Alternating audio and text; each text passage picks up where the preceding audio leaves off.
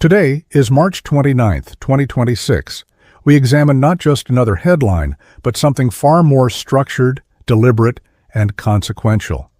Israel has activated an emergency war protocol. This phrase carries meaning beyond routine military readiness. It's not merely raising alert levels, mobilizing reserves, or launching preemptive strikes. This is different. An emergency war protocol means a national architecture has shifted from peacetime to contingency logic. The key question is, what makes this moment different from previous escalations we've seen over the years? Israel has faced rocket barrages, mobilized forces, and intercepted missiles before. This is not new. Yet this reaction appears faster, broader, and more systemic. We need to understand the broader context. This activation sits at the intersection of regional deterrence, economic pressure, technological evolution, and strategic signaling. Over recent months, regional tensions have gradually accumulated, rather than suddenly exploding. Maritime incidents, drone sightings, cyber intrusions, and proxy activity created a layered pressure environment. Individually, these didn't trigger a large response, but together they formed a pattern. Planners heed patterns. This is where systems thinking becomes crucial. Defense planning isn't just about stopping one missile or strike. It's about ensuring multiple systems, air defense, civil defense, intelligence, logistics, function simultaneously under stress. When the emergency war protocol activates, these systems synchronize. Civilian networks shift, reserves get notifications, command centers move to redundancy, and intelligence fusion accelerates. It's preparing for layered scenarios. Initial reports suggest the trigger is a combination of intelligence indicators hinting at coordinated threats from multiple vectors. This means potential missile launches, drones, cyber disruption, and possible maritime interference all at once. This event breakdown is critical. Authorities are preparing for a saturation environment, not a single attack. Imagine multiple threats arriving at different speeds: hypersonic ballistic missiles, slow cruise missiles, hovering drones, and cyber attacks. Each requires a different response time. A ballistic missile gives minutes, a drone appears suddenly, cyber attacks degrade sensors. This multi-layer complexity makes the activation different. Previous escalations often saw sequential threats. Now the concern is simultaneous pressure. This dramatically changes the defense calculations. Consider the defense problem. 10 rockets allow efficient resource allocation for interception systems. But dozens of mixed threats shrink the decision-making window. Interceptors must be prioritized, radar distributed. Commanders must decide which targets matter most. This is a cognitive, not just technological challenge. This is why emergency war protocol focuses heavily on redundancy, backup communication lines, alternate command locations. Distributed radar nodes ensure that if one system degrades, another immediately compensates.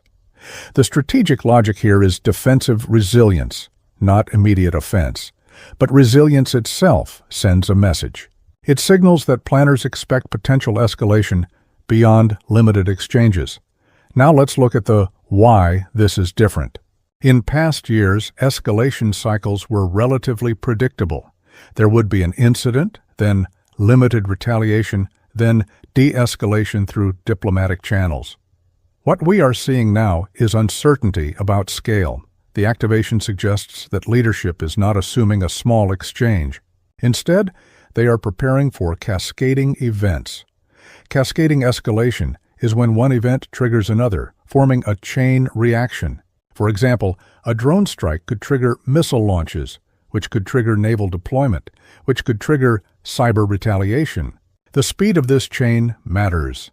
Modern conflicts evolve in hours, not days. Emergency protocols are designed to compress response time. This brings us to the weapons and strategy analysis. Modern threats are increasingly asymmetric in cost. A relatively inexpensive drone can force the use of an expensive interceptor.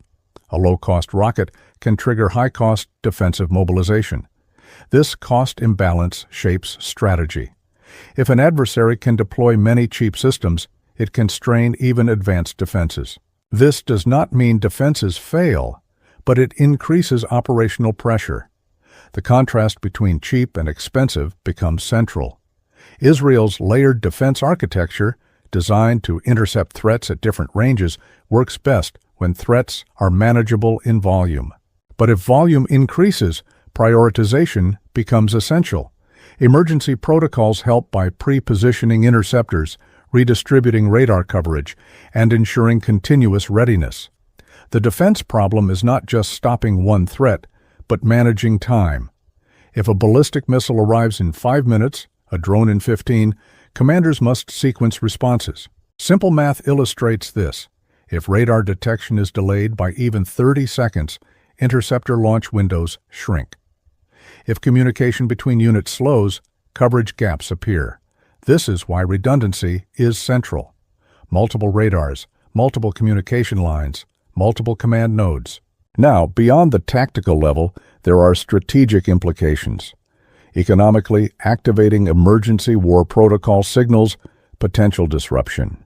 Airlines adjust routes, markets react cautiously, and businesses consider contingency plans. Even if no conflict follows, the activation itself introduces uncertainty, and uncertainty affects investment, logistics, and energy markets. Militarily, neighboring actors monitor readiness levels closely. Activation may deter some actions by signaling preparedness, but it can also increase tension if interpreted as preparation for offensive operations. This dual effect is typical in deterrence dynamics.